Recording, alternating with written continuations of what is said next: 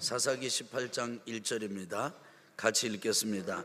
그때에 이스라엘에 왕이 없었고 단지파는 그때 거주할 기업의 땅을 구하는 중이었으니 이는 그들이 이스라엘 지파 중에서 그때까지 기업을 분배받지 못하였습니다. 여기 보니까 단지파에 대해서 두 가지 사실을 알려주고 있습니다. 첫째는 기업을 구하는 중이다. 두 번째로는 이스라엘 지파 중에서 기업을 분배받지 못하였다.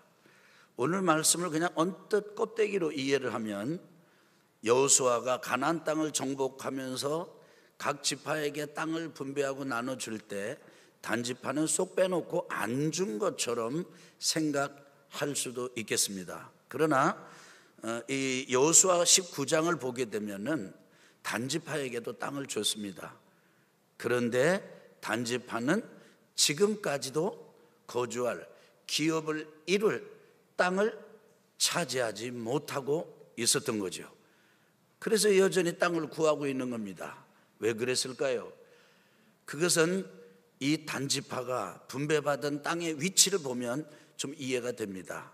단지파는 옆으로 유다 지파, 그리고 위로 베냐민 지파, 그리고 밑으로는 가장 최남단에 이 블레셋과 경계를 마주하고 있었습니다. 이 땅이 험한 땅이에요. 이 가나안 땅을 여호수아와 함께 정복할 때 아무도 없고 반대도 저항도 없는 진공 상태의 땅을 쳐들어가고 점령한 게 아닙니다. 그게 아니라 거기에는 이미 그 가나안 땅을 차지하고 살던 사람들이 있었어요. 그 중에 가장 또 이렇게 세력이 강력한 그런 족속이 블레셋 족속입니다. 근데 그 블레셋 족속하고 이 단지파하고 경계를 마주하게 된 거예요. 그러다 보니까 단지파가 이 땅을 이렇게 분배받고 그 블레셋 영토를 이게 지배하려고 들고 차지하려고 들 때 이 사람들이 강력하게 저항을 했습니다. 블레셋 사람들이 저항을 하는 게 얼마나 강력했던지 단지파를 자꾸 몰아냈어요. 밀어냈어요. 그 단지파가 어디까지 밀려나느냐? 산에까지 밀려났습니다. 전쟁이 끊이지 않고 갈등이 끊이지 않습니다. 보니까 단지파가 지쳤어요. 이제는 전쟁도 없고 다툼도 없고 갈등도 없는 땅을 찾아 나서야 되겠다. 이렇게 생각을 하고 새로운 땅을 찾아 나서고 방황하는 지파가 단지파입니다. 이 사람들이 새로운 땅을 찾아 나서기 위해서 행한 일이 있습니다. 그것은 자기들 중에서 이제 5사람을 정탐꾼으로 세운 거예요. 2절을 한번 보겠습니다. 2절 우리 같이 읽겠습니다. 자, 시작. 단 자손이 소라와 에스다올에서부터 그들의 가족 가운데 용맹스러운 5사람을 보내어 땅을 정탐하고 살피게 하며 그들에게 이르되 너희는 가서 땅을 살펴보라 하며 그들이 에브라임 산지에 가서 미가의 집에 이르러 거기서 유숙하니라. 여러분, 지금 이 사람들이 이 5 정탐꾼을 세우는데 이 사람들은요 선발대 역할을 하기도 하고 개척팀 역할을 하기도 하고 아주 이 정탐의 사명을 띈 것이죠. 이 당시는 왕이 없었습니다. 아직 이스라엘의 왕의 제도조차 생기지 않았을 때입니다. 그러니까 절대적인 지도자가 없는데 그냥 오래 시달리고 갈등 싸움에 시달리다 보니까 이구동성 넌 할 것 없이 안 되겠다. 우리가 새로운 땅을 찾아 나서자. 안전한 지대를 향하여 나서자. 그래서 사람을 뽑은 게 5명을 뽑은 거예요. 이 사람들이 굉장히 헌신적인 사람들입니다. 용감한 사람들입니다. 하지 않던 일을 새롭게 시도하고 도전하는 사람들입니다. 단지파 사람들이 이렇게 마음을 모아서 5명의 정탐꾼을 세울 수 있었다는 거, 대단한 각오고 대단한 열심입니다. 이 5명이 나섰습니다. 나서가지고 열심히 가다 보니까 가장 남쪽 이 최남단 이 소라와 에스다올 사이에서부터 출발해 가지고 올라가고 여기저기 헤매다가 찾다가 북단 끝까지 홀몬산 기슭 그 가까운 곳까지 올라갔습니다. 거기서 라이스라고 하는 성읍을 발견했습니다. 라이스라고 하는 성읍을 발견했을 때 이 다섯 정탐꾼은요 황홀해서 넋이 빠졌습니다. 왜냐하면 이렇게 이런 거기 때문이에요. 7절 한번 보겠습니다. 18장 7절 우리가 같이 한번 읽어봅시다. 이에 5사람이 떠나 라이스에 이르러 거기 있는 백성을 본즉 염려 없이 거주하며 시돈 사람들이 사는 것처럼 평온하며 안전하니 그 땅에는 부족한 것이 없으며 부를 누리며 시돈 사람과 거리가 멀고 어떤 사람과도 상종하지 아니함이라. 그러니까 이 5 정탐꾼들이 가서 라이스라고 하는 땅을 보니까요, 거기 사는 사람들을 보니까요 기가 막혀요. 너무너무 좋아요. 여기다 싶었습니다. 그 이유가 뭐냐, 첫째 거기에 사는 사람들을 보니까 염려가 없어, 걱정 근심이 없어요. 여러분 우리가 사는 사람 주변에 보면은 걱정거리 하나도 없을 것 같은 사람 있잖아요. 보니까 이 사람들이 보니까 라이스에 살고 있는 사람들이 다 그래요. 그 다음에 두 번째는 시돈 사람들이 사는 것처럼 평온하며 안전하니, 여기 시돈 사람들은 행복의 대명사예요. 얼마 전만 하더라도 미국 사람처럼 살면 참 좋겠다, 또 어디처럼 살면 좋겠다, 뭐 그런 거 있었잖아요. 지금은 한국 사람처럼 살았으면 좋겠다, 그런 나라인 줄 믿습니다. 우리나라요 지금 이렇게 시끄러워도 잘 될 거예요. 우리나라 앞날 하나님께서 인도하실 것입니다. 이런 거 다 과정이에요. 이게 우리나라에 대해서 너무 어둡게 생각할 필요는 없어요. 앞으로 이런 과정을 또 다 가면요 좋은 나라가 될 것입니다. 할렐루야. 이 사람들이 라이스 땅을 보니까요 시돈 사람들이 사는 것처럼 평온하고 안전해. 보니까 걱정 근심이 없이 살아요. 평온하게 삽니다. 안전하게 삽니다. 그 땅에 부족한 것이 없으며, 보니까 부족한 게 없다, 그냥 풍족해. 진짜 너무너무 아주 이렇게 부족한 게 없어. 보니까 부를 누리며 부유가 흐릅니다. 그 다음에 또 시돈 사람과 거리가 멀고, 한번 따라 볼까요? 어떤 사람과도 상종하지 아니함이라. 여러분 사람이 살면서 그런 경우 있잖아요. 뚝 떨어져 가지고 아주 사람하고 부딪히고 싶지 않은 사람들, 그래가지고 사람들이 눈길이 이게 미치지 못하는 까지 자꾸 가가지고 신간 편하다, 세상 나 편하게 산다. 보니까 다른 사람의 눈치, 다른 사람의 눈길을 의식할 필요가 없어. 다른 사람의 간섭이나 타치를 받을 이유가 없어. 그만큼 자유스럽고 평안하게 살고 있는 땅. 그러니까 지금 라이스는 다른 사람들이랑 동맹을 맺은 것도 아니에요. 그냥 딱 떨어져 가지고 평안하게, 아주 재미있게, 아주 풍부하게, 아주 기름지게 살고 있는 거를 이 5 정탐꾼이 본 겁니다. 여기야. 여기는 더 이상 전쟁을 할 필요도 없고, 더 이상 블레셋과 같은 외적에게 시달리는 갈등을 경험할 필요도 없고, 여기야말로 좋은 땅이야. 여러분 그 라이스는 지금요 한번 해볼까요? 텔단, 그렇게 불립니다. 이 텔단이라고 할 때 텔은 뭐냐면 언덕이라는 뜻이에요. 옛날에 사람들이 언덕에다가 성을 세우고 그 주변에 이 성읍 도시를 이루었습니다. 그런 곳이다. 그래서 텔단이라고 그래요. 단의 언덕이라는 뜻입니다. 여기에는요 물이 풍부합니다. 그리고 땅이 기름집니다. 그곳이 라이스 땅이에요.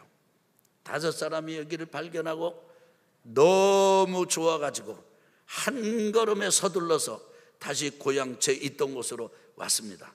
에스다올에 와가지고 이제 보니까 아니나 다를까 다른 사람들이 막 묻는 거예요. 어디 갔다 왔냐고, 어디 좋은 데 봤냐고. 그러니까 이렇게 말합니다. 이 사람들이 와가지고 우리가 지금 이렇게 가만히 있을 때가 아니요. 떠납시다. 왜들 이러고 있어요? 갑시다. 가. 너무 좋은 것을 발견하고 왔습니다. 보니까 먼저 이렇게 9절 10절을 보겠습니다. 9절 10절 8절부터 읽어볼까요? 자, 시작. 그들이 소라와 에스다올에 돌아가서 그들의 형제들에게 이르매 형제들이 그들에게 묻되 너희가 보기에 어떠하더냐 하니 이르되 일어나 그들을 치러 올라가자. 우리가 그 땅을 본즉 매우 좋더라. 너희는 가만히 있느냐? 나아가서 그 땅 얻기를 게을리하지 말라. 너희가 가면 평화로운 백성을 만날 것이요 그 땅은 넓고 그곳에는 세상이 있는 것이 하나도 부족함이 없느니라. 하나님이 그 땅을 너희 손에 넘겨주셨느니라 하는지라. 그래서 라이스 땅에 대한 자랑과 소개를 잔뜩 했습니다. 여러분, 설명이 어려울 때 어떻게 해요? 이건 따라와 봐. 거기는 너무나 좋은 곳이야. 이렇게 할 수 있잖아요. 보니까 이 5 정탐꾼들이 돌아가가지고 자기 그 단지파 감은 사람들한테 매우 좋은 곳이야.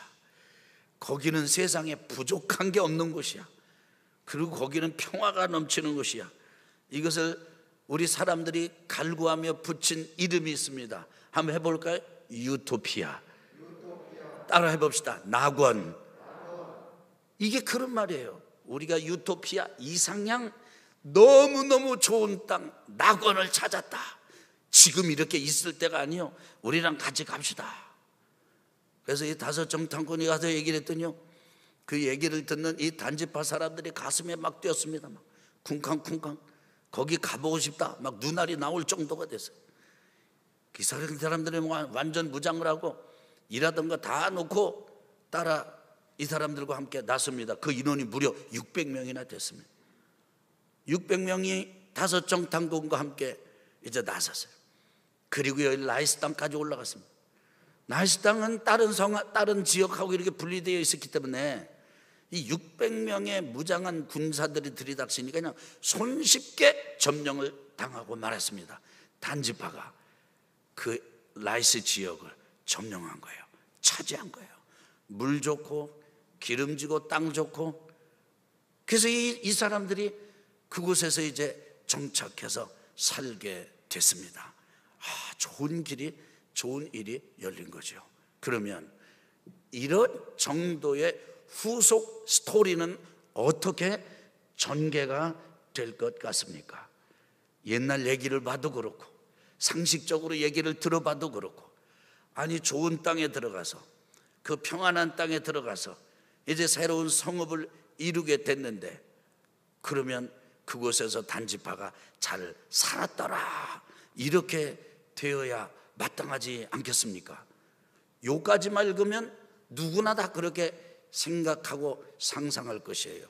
그런데 여러분, 여기 18장 마지막 절을 한번 보도록 하겠습니다. 보니까 29절부터 한번 볼까요? 29절부터.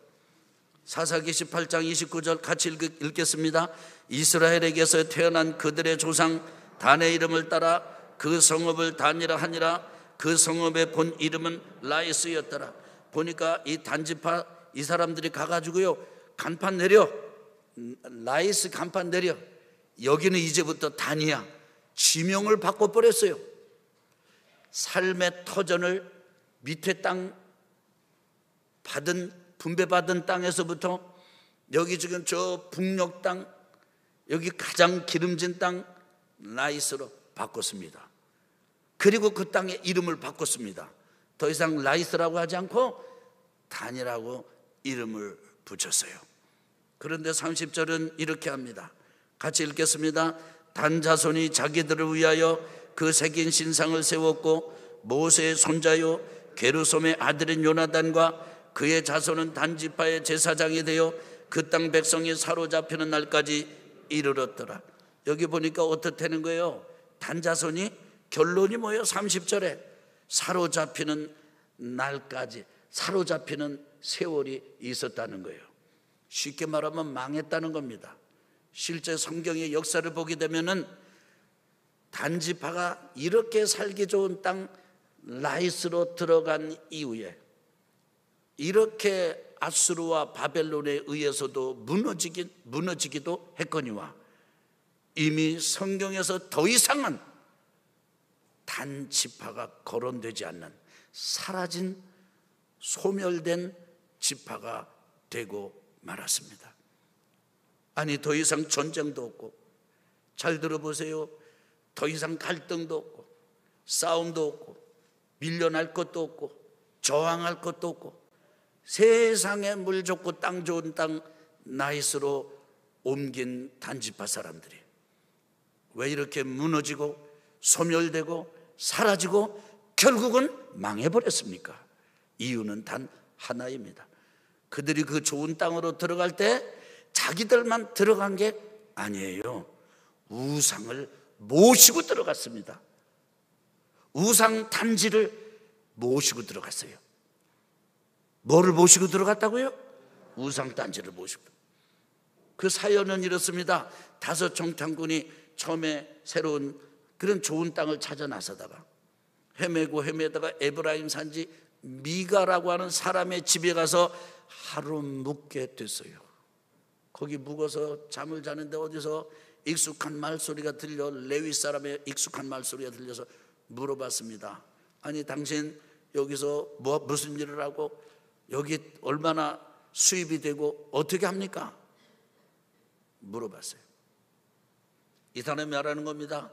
나는 떠돌이 레위 사람인데 이 집에서 나를 보고 여기서 제사장 역할을 해주면은 옷도 해주고 또 봉급도 주고 이거보다 더 좋을 일이 어디 있겠습니까? 그래서 내가 여기 제사장이 됐습니다. 그런데 여러분, 그렇게 해서 제사장이 돼서 섬기는 신이 그 집에 세워지게 된 사연은 이렇습니다. 그 집에 어머니가 어느 날 기도를 했어요. 근데 그 기도가 섬뜩한 기도입니다.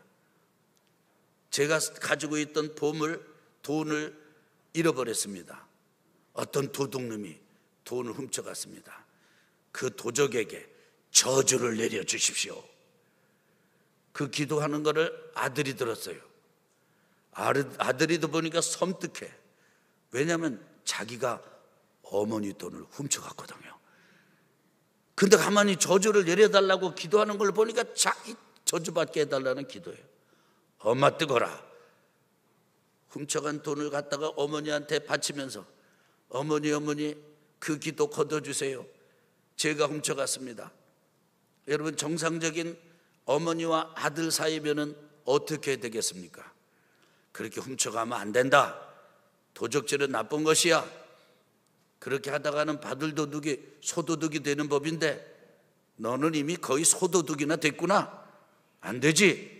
이렇게 하고 강하게 엄하게 경계를 주고 정신 차리게 해줘야 되는데 이 어머니는 아주 좀 건강하지 않은 그런 모종으로 충만한 여인이라 아들의 엉덩이를 두드려주면서 잘했다 네가 가져왔으니까 그럼 이걸로 우리 한번 우리 집에 신상을 부어서 만들어 버리자. 그 돈으로 우상을 만들었어요. 그리고 그 돈으로 막 새긴 우상도 만들고 그랬어요. 그러니까 그 모자가 그 집에 그 우상단지를 만들어 놓고 얼마나 빌어 모셨겠습니까? 보니까 자기들이 이게 한계가 느껴진단 말이에요. 야, 우리 집에 이거 우리 대신 이 우상을 섬기는 좀 좋은 사람이 있었으면 좋겠구나. 그러다가 때마침 방황하는 레위 젊은이를 만난 거예요. 물어보니까 저 유다에서 왔고 뭐 레위 집하고 집합 속 그러니까 그럼 우리 집에 이 제사장이 좀 돼달라고. 그러면 우리가 먹을 거 주고 또 돈도 주고 이렇게 하겠다고. 그래서 지금 세워진 게 이 제사장이고 그래서 가지게 된 게 우상단지예요. 그러니까 이 우상단지가 겉으로만 보면요 다 하나님 얘기야. 하나님 얘기. 근데 그 속심과 핵심과 중심은 뭐냐? 하나님이 쏙 빠진 우상이에요. 5 정탐꾼이 그 레위 제사장에게 묻습니다. 고용된 제사장에게 묻습니다. 우리가 지금 앞으로 이런 새로운 좋은 땅을 찾아 나서는데 우리가 찾을 것 같소? 못 찾을 것 같소. 한번 하나님께 좀 여쭤봐가지고 우리한테 알려주시오.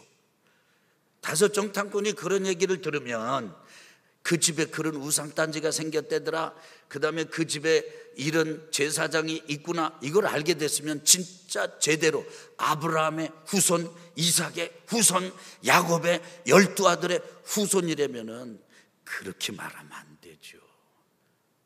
물어보면 안 되죠. 이렇게 말해야 되지 않겠어요? 아니 그래 할 짓이 없어가지고 이런 우상 섬기는 제사장 노릇을 하느냐고. 이거는 하나님의 벌 받을 일이라고. 이거 하면 안 된다고 이래야 되잖아요.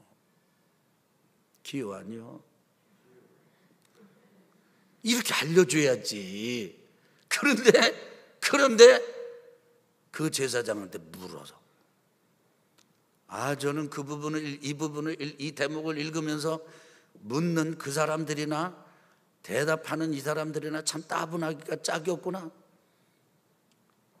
그 대목을 보니까요, 이 젊은 레위 제사장이 즉각 이렇게 말해줍니다. 평안히 가시오. 하나님이 인도하실 거예요. 별 고민도 없이 얘기해줘요. 이미 그 우상의 제사장 노릇을 하면서 사는데 많이 익숙해진 거예요. 그렇게 가서 라이스 땅을 찾았어요. 이 사람들이 어떻게 생각했겠어요? 이야, 거기서 평안이가 이래서 찾은 거로구나. 두 번째 600명 무장시켜가지고 같이 올라갈 때 에브라임 미가의 집을 들려서 가는 거예요. 근데 에브라임 미가의 집에 들려가지고 뭐 했는지 아세요? 완전 무장한 600명은요 집 밖에, 미가의 집 앞에 딱 해놓고 어디 누가 들고 나지도 못하게 해놓고 5명 정탐꾼이 들어가가지고 우상단지 다 끌어낸 거예요. 끌어내다 보니까 벌써 레위 제사장은요 요 완전 무장한 600명하고 문 앞에 서 있어. 이게 좀 큰일 났구나, 덜덜덜 떨리지 않았겠습니까? 그 레위 제사장이 묻습니다. 5명의 정탐꾼 보고, 아니 지금 뭐들 하시는 겁니까? 이게 지금 어떻게 이러시면 안 되지요. 이 사람들이 이렇게 말합니다. 조용해라, 조용히 해라. 수틀리면 너도 죽는다. 그런데 우리가 제안 하나를 하마, 우리와 같이 가자. 여기 있으면은 당신은 한 집안의 제사장이지만 우리랑 같이 가면은 한 지파의 제사장이 될 수 있다. 옷도 더 화려하고 주는 것도 그냥 봉급도 더 많이 주고 같이 갑시다. 이때 제대로 된 제사장이면 깨우치고 돌아서야 될 텐데 이 레위 청년, 이 제사장은 너무 기뻐해서, 이야 나 진짜 또 출세하게 생겼구나. 그리고 그 우상단지와 함께 제사장까지도 이 사람들이 데리고 라이스 땅에 들어간 거예요. 가만히 보니까 미가라고 하는 사람이 보니까 다 뺏겼거든. 제사장 뺏겼습니다. 우상단지 다 탈취당했습니다. 자기들 가족만 있을 때는 무서워서 쫓아오지도 못했는데 동네 사람이 와서 좀 붙으니까요 추격대를 조직을 해가지고 쫓아옵니다. 와가지고 이런 법이 어디 있어, 그거 좀 내놓으시오. 그러니까 이 단지파 사람들이요, 너도 조용히 해. 내 그 말 다른 사람한테 다 들리면 딴 사람 기분 나빠. 우리가 한 성격 하거든. 우리가 뒤집어지면 너희 죽을 줄 알아. 단지파와 동네 사람들이 합동을 해서 쫓아오긴 했지만 그 기세를 보니까 도저히 당해낼 것 같지가 않아요. 그래서 돌아갑니다. 단지파 사람들은 잘 들어보세요. 귀 있는 자는 들으십시오. 의도적으로 싸워가면서까지 그 좋은 땅에 들어가서 좋은 세상 좋은 나라를 일궈보자 라고 들어가면서 우상 단지들과 그리고 우상 제사장을 데리고 들어가세요. 요것 때문에 망한 것이에요. 사랑하는 성도 여러분, 저는 오늘 여러분과 제가 이 말씀에 주목해야 산다 믿습니다. 그건 다른 무슨 말씀이냐면 우상을 섬기면 망한다. 여러분, 우리가 부족할 수 있어요. 하나님 섬길 때 연약한 부분이 있을 수 있어요. 근데 어리석어도 좋고 부족해도 좋은데 우리 속에 우상은 자리 잡게 놔두면 안 돼요. 혹시 무당하고 친구하는 분들이 있다면 끊으시길 바랍니다. 아멘 해도 괜찮아요. 끊으시기 바랍니다. 우리 안에 하나님 외에 다른 어떤 우상 섬기는 흔적이라도 있다면 그거 다 지워버리시기 바랍니다. 하여간 하나님이 기뻐하지 않는 우상들은 전부 우리 속에 없어야 돼요. 좋은 땅 이름 바꾸고 살아보자고 옮긴 그 땅에서 단지파가 사라져버렸다는 것은 우리에게 주는 교훈이 커요. 진짜 좋은 땅, 진짜 좋은 날, 그것은 이 땅에 있는 게 아니고 하나님이 우리의 성이에요. 하나님 우리에게 방패세요. 하나님이 우리의 생명이세요. 하나님이 진짜 피난처세요. 아멘. 그래서 다 가졌어도, 라이스를 단이라고 이름을 바꿨어도, 그 땅의 주인을 자기들로 정했어도 하나님 섬기는 거 버리면 다 잃어버린 거나 마찬가지예요. 그때 다 없어도 하나님 섬기는 믿음 우리에게 견고히 쥐고 있으면 여러분, 그게 사는 길인 줄로 믿습니다. 지금 우리에게는 안전한 삶이 절대적으로 필요합니다. 안전지대가 절대적으로 필요합니다. 다른 나라의 부자들이 전부 시골로 간대요. 시골로 왜 가나 봤더니 다람쥐 굴 파듯이 엄청난 돈을 땅속에다가 들여가지고 땅속에 핵전쟁이 나도 끄떡없도록 집을 만들어 놓고는 전염병이 돈다 그러면 골로 쏙 들어가 있다 나온다는 거예요. 여기가 피난처다, 여기가 안전지대다. 단지파 사람이나 별방 다른 게 없어요. 그래도 기억합시다. 하나님 안이 안전지대입니다. 하나님만이 우리의 피난처십니다. 그래서 우리 자꾸 하나님 앞으로 들어갑시다. 하나님 안으로 들어갑시다. 하나님과 함께 합시다. 마스크만 할 줄 알고 하나님과 함께 할 줄 모른다면 안 됩니다. 마스크도 하고 하나님의 은혜 안에 사는 신령한 성도가 될 때 우리의 길이 열릴 줄 믿습니다. 아멘. 기도하겠습니다.